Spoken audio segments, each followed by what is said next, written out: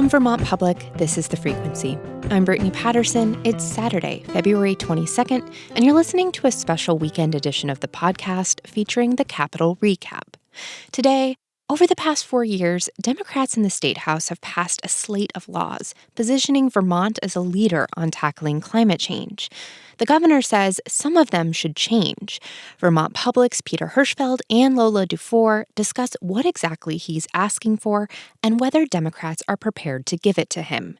That's after this. Thanks for listening to The Frequency, where support comes from VITA, supporting business growth and innovation in the Green Mountain State. From agriculture to manufacturing, energy to food production, find solutions that turn your business dreams into reality. Visit VEDA.org and see how VITA can help make it happen. The debate over the future of energy policy in Vermont hit a key turning point this week when Republican Governor Phil Scott presented Democratic lawmakers with what he's calling his Climate Action Management Plan. Scott is asking lawmakers to roll back or revise some of the signature climate laws enacted by Democratic supermajorities over the last 4 years. In this week's edition of Capitol Recap, State House reporters Lola Duffort and Peter Hirschfeld talk about what exactly Scott is asking for and whether Democrats are prepared to give it to him. So, Pete, we have known for a really long time that Phil Scott was going to be proposing some dramatic rollbacks to Vermont's climate agenda. And this week we finally got the specifics. Yeah, a lot of specifics. Things like the governor wanting to include nuclear power, for instance, in Vermont's progress towards its clean electricity goals.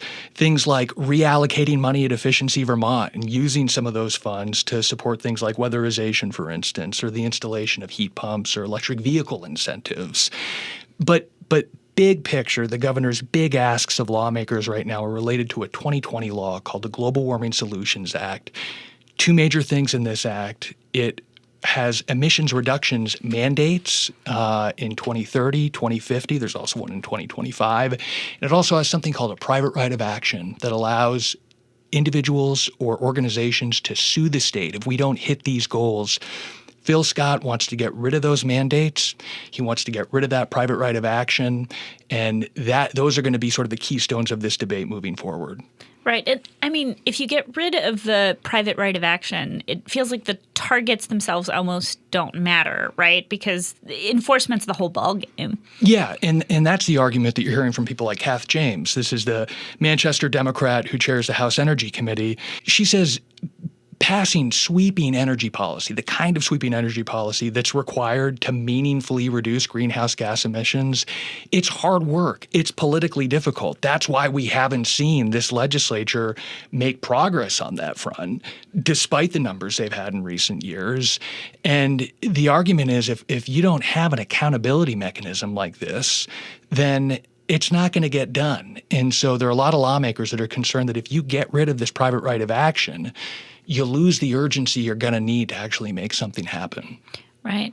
But, at the beginning of the session, you spoke to Senate Majority Leader Keisha Ram Hinsdale, and she said, I actually don't know that we should have pointed this gun at our own heads. This was the exact metaphor she used, in fact. And so, are Democrats on the same page about this? No, they're not, is the short answer. There are a lot of Democrats, frankly, who feel like Keisha Ram Hinsdale and think that this private right of action was misguided, that Vermont never should have put itself at risk of legal jeopardy for not hitting certain targets.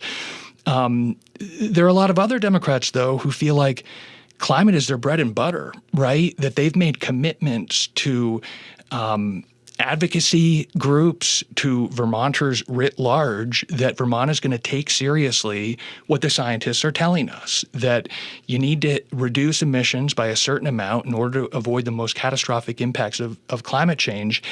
And there are also a lot of Democrats who feel like this is a core economic issue, that Vermonters spend $2 billion a year on fossil fuels that are price volatile, that are probably going to get more expensive in the future. And that if government doesn't take action now to help Vermonters transition to greener energy technologies, then they're going to get left behind. And for them, these aggressive climate laws are often less about Vermont's contributions to overall emissions than it is about setting Vermonters up for financial success in the future by helping them get into green energy technologies now.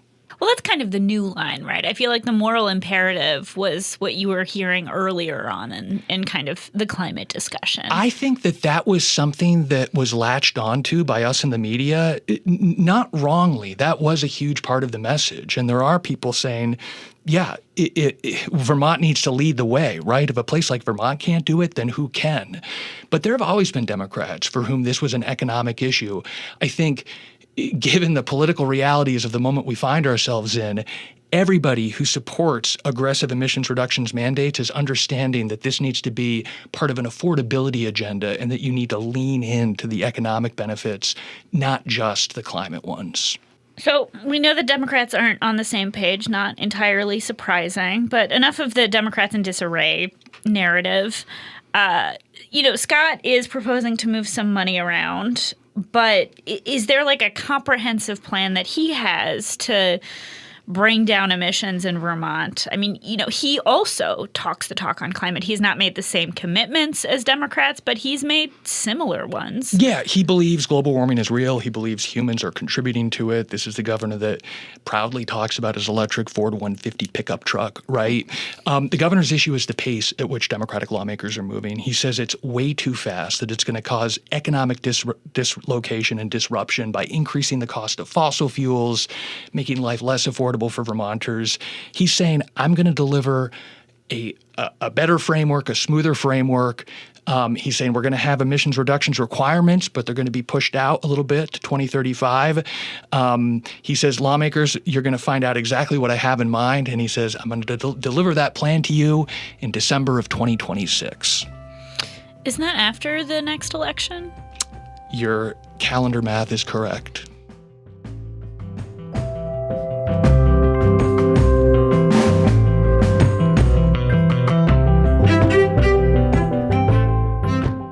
That was State House reporters Lola Duffort and Peter Hirschfeld. You can read much more about Phil Scott's climate plan and how Democrats are responding at vermontpublic.org. And while you're there, sign up for our Capitol Recap newsletter to get all of our State House coverage delivered right to your inbox every Saturday. Thanks for listening to The Frequency. Our executive producer is Kevin Trevelyan, and our music is by Blue Dot Sessions. I'm Brittany Patterson. Have a great weekend.